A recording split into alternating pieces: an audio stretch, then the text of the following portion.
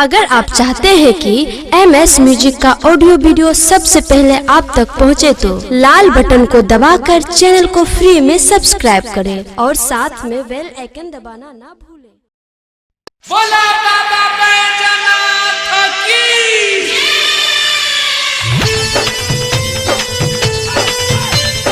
अभी आप सुन रहे हैं सहरसा से MS म्यूजिक की शानदार प्रस्तुति।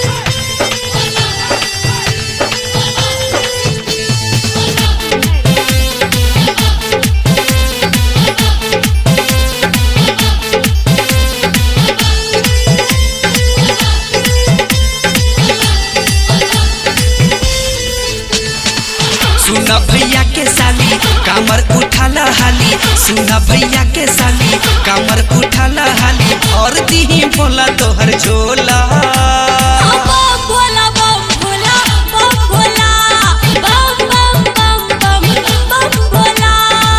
सुना भैया के साली कामर उठाला हाली, सुना भैया के साली कामर उठाला हाली, और दी बोला तोहर झोला।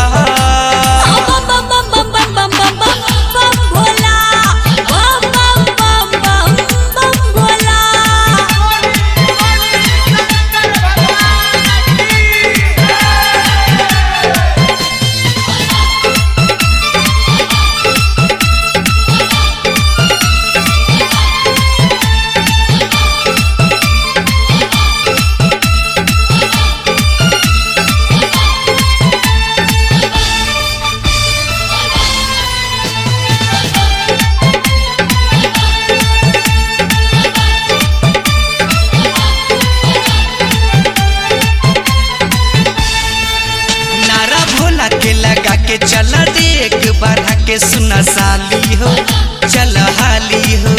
देखी सुइया पहाड़ का बेजिया हमार कैसे जाइब हो, कैसे जाइब हो। चल शिव के दुआरी मिट जाई दुखवा सारी, चल शिव के दुआरी मिट जाई दुखवा सारी, शिव भोला के महिमा जे होला।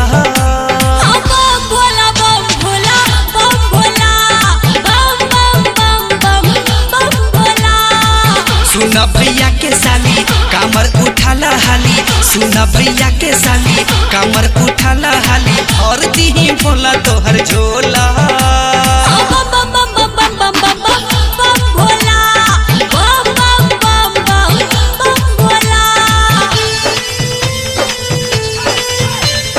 अभी आप सुन रहे हैं सहरसा से MS म्यूजिक की शानदार प्रस्तुति।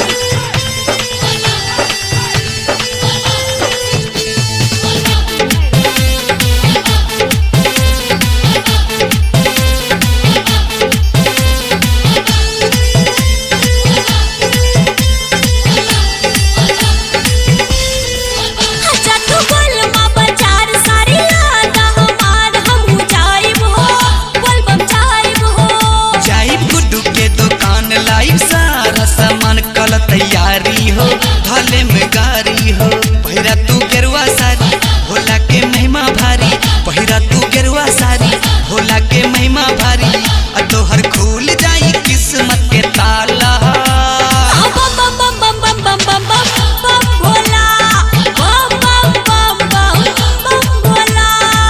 चल शिव के दुआरी मिट जाई दुखवा सारी, चल शिव के दुआरी मिट जाई दुखवा सारी, शिव भोला के महिमा जे होला।